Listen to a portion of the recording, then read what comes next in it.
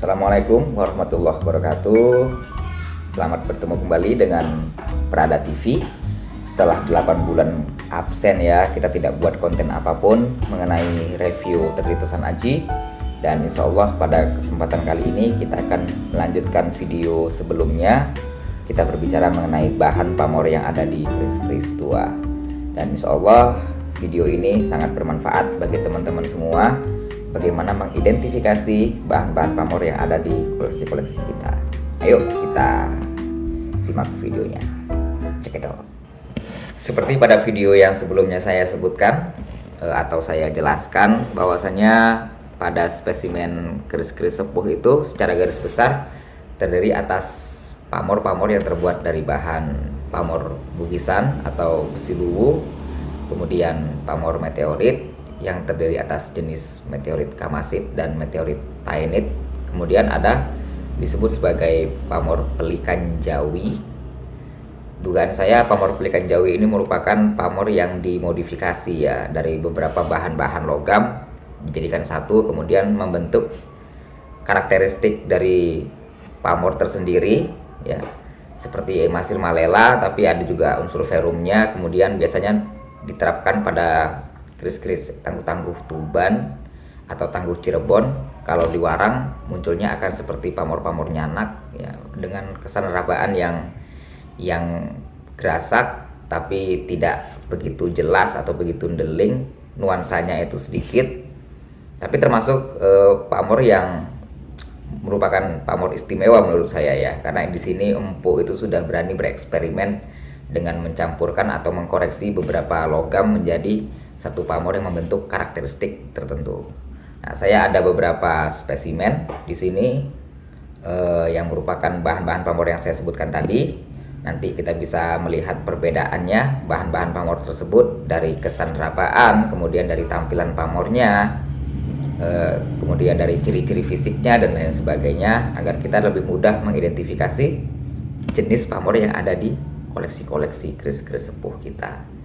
Ini sangat penting. Kenapa? Karena menurut saya semakin kita mengenal karakter pamor, bahan pamor dan bahan besi yang ada di keris-keris koleksi kita, kita dapat mengidentifikasi tangguh atau masa pembuatan lebih mudah. Meskipun menangguh berdasarkan karakter besi dan pamor agak sedikit sulit ya, butuh jam terbang dan jumlah menanting pusaka yang lumayan banyak ya, spesimennya banyak kita tanting sehingga kita bisa mengenal karakter dari tiap-tiap tangguh. Tapi ini penting. Kenapa? Kalau kita berbicara mengenai langgam atau pasikutan tiap tangguh, langgam dan pasikutan ini kadang-kadang memiliki kemiripan antara satu tangguh tertentu dengan masa tangguh yang lainnya. Tapi kalau kita bicara mengenai bahan, ada ciri-ciri tersendiri yang memang di tangguh A ternyata tidak memiliki karakter yang ada di tangguh B dan seterusnya, kesan besi atau kesan materialnya. Makanya saya katakan mengenal keris atau mengenal bahan keris untuk tiap-tiap tangguh, mengidentifikasinya berdasarkan karakter besi sangat-sangat penting. Oke, kita simak satu persatu spesimen yang ada di sini. Ya, ini semua adalah koleksi saya. Tidak bermaksud untuk mempromosikan karena saya tidak jualan Tosan Aji ya. Sekali lagi saya tidak menjual Tosan Aji. Tapi saya berusaha untuk mengedukasi menggunakan spesimen dari keris-keris yang saya miliki supaya teman-teman di sini bisa belajar bareng-bareng ya, bagaimana kita bisa makin memperdalam Tosan Aji sehingga akan timbul rasa cinta kita terhadap budaya yang akhirnya akan membentuk identitas bangsa. Kita kupas satu persatu ya koleksi saya, dan pamor-pamor apa saja yang ada di sini kita identifikasi. Ayo. Pamor pertama yang kita bahas adalah pamor berbahan luwu dengan sampel Tosan Aji yang berasal dari era Mataram Akhir atau Kartasura ya. Ada juga yang menangguh ini tangguh HB sepuh ya. Nah, ini menggunakan pamor berbahan luwu. Luwu ini adalah nama daerah yang ada di Sulawesi. Nanti kita bahas next video mengenai asal muasal pamor luwu, kemudian sejarahnya, kemudian apa kandungannya.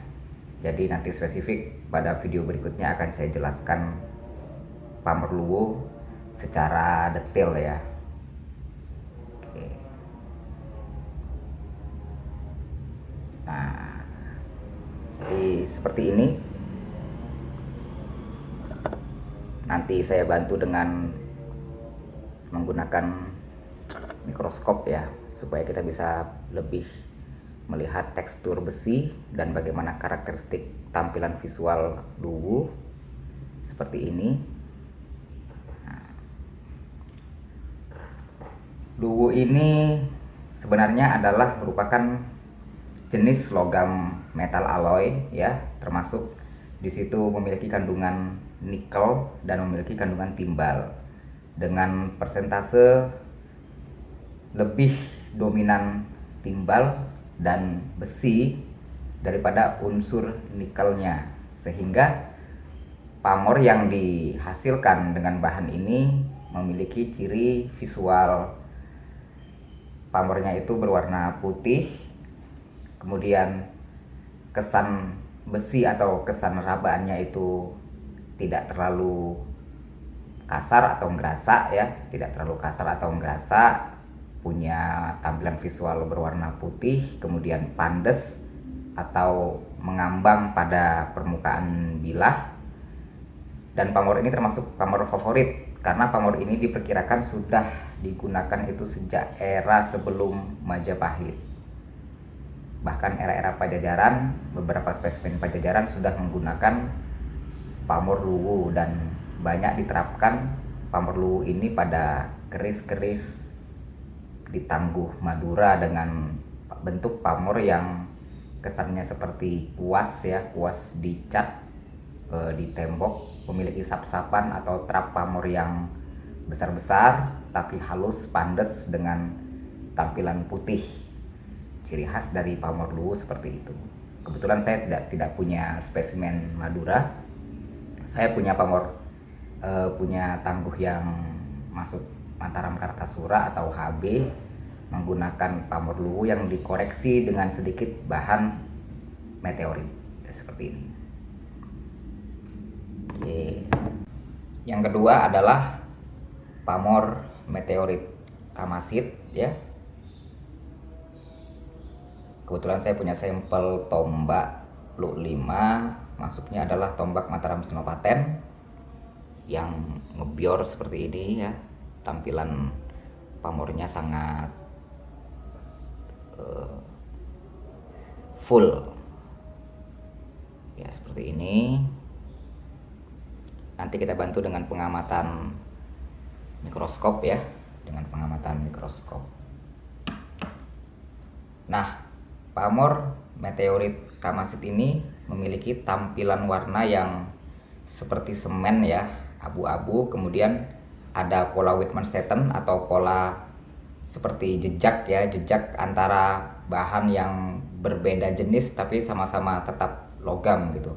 Yang pertama itu deling, kemudian ada sedikit seperti kayak pencampuran abu-abu. Nanti di sini teman-teman bisa lihat perbedaan gradasi warnanya dengan tampilan pamor yang seperti ditatah ya. Jadi antara saton dengan bahan pamornya tidak terlalu nyatu. Karena memang perbedaan titik lebur antara bahan meteorit dengan bahan besi atau Fe itu lebih tinggi bahan pamor kamasitnya. Jadi memang tidak bisa terlalu luluh atau tidak bisa terlalu menyatu dengan bahan saton.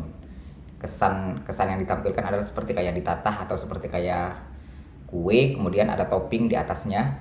Kemudian kalau kita raba atau kita sentuh itu seperti ada kesan gerasak atau kesan kasar, seperti kayak timbul seperti urat. Ini termasuk jenis meteorit kamasit dengan kandungan yang tinggi nikel dan timbal, kemudian beberapa fraksi unsur yang lain. Dan ini memiliki tampilan yang sangat bagus ya, sangat bernuansa. Pamor jenis meteorit taenite yang ada di spesimen keris bertangguh Pajajaran ya, seperti ini ya. Ini termasuk pamor miring, pamor untuk banyu. Nanti kita bantu dengan menggunakan mikroskop untuk tampilan visual. Nah, jenis meteor taenite ini memiliki kandungan nikel yang lebih tinggi daripada meteorit kamasit, sehingga memiliki kesan warna yang abu-abu. Kemudian unsur mengkilap atau ndelingnya juga jelas, tapi tetap tidak meninggalkan warna abu-abu. Kemudian dengan tampilan rabaan atau permukaan pamor itu yang sangat-sangat timbul ya, seperti relief atau bahkan seperti kayak ditatah gitu. Kalau meteor jenis kamasit itu kesannya seperti topping yang di atas kue. Nah, ini lebih jelas lagi gitu. Urat-uratnya atau alur pamornya lebih jelas, lebih kelihatan. Rabaannya lebih tajam atau lebih gerasa ya, bahkan muncul seperti urat-urat yang timbul di atas saton. Jadi kesannya itu bukan ngapas atau mengambang, tapi nancep, pandes, dan tidak menyatu dengan bahan saton, sehingga kelihatan jelas sekali atau kelihatan sangat dapat kita lihat perbedaan atau gradasi dari saton dan bahan pamornya. Nah, di antara seluruh pamor-pamor atau bahan pamor yang ada, ini dapat kita katakan adalah bahan pamor yang paling baik, dan biasanya keris-keris dengan spesimen seperti ini memiliki massa atau bobot yang ringan. Demikianlah video kita kali ini ya, dengan sedikit ulasan bahan pamor yang ada di keris-keris tua. Saya tidak menjelaskan secara spesifik mengenai kandungan dari masing-masing bahan pamor tersebut. Saya hanya menjelaskan bagaimana kita membedakan dari bentuk visual warna dan kesan rabaan atau kesan tampilan yang dimunculkan dari bahan-bahan pamor tersebut. Dari sini kita bisa membedakan bahwa tosan aji yang dibuat di zaman dulu atau tosan aji sepuh itu ternyata memiliki bahan pamor yang berbeda-beda dengan tampilan visual yang berbeda-beda. Dan di sini kita dapat mengambil kesimpulan bahwasanya memang empu-empu zaman dulu itu ternyata memiliki teknik dan teknologi metalurgi atau forging dan tumpah logam yang sangat-sangat melampaui zamannya. Di sini kita ambil kesimpulan bahwasanya ternyata leluhur kita memiliki kemampuan yang tinggi, budaya yang tinggi, dan memiliki pengetahuan yang tinggi dalam teknik tumpah logam. Bangsa yang maju adalah bangsa yang menguasai besi, seperti yang tertera dalam Al-Quran ya, Al-Hadid ya, yang artinya adalah besi. Bahwasanya besi diciptakan atau diturunkan oleh Allah Subhanahu wa Ta'ala itu untuk menegakkan kebenaran, menyampaikan kebaikan, dan untuk berjuang di jalan kebenaran atau jalan yang hak. Demikian video kita kali ini. Saya ucapkan terima kasih atas apresiasi dari teman-teman untuk menonton video ini. Tetap dukung channel ini dan mudah-mudahan bermanfaat buat kita semua. Assalamualaikum warahmatullahi wabarakatuh.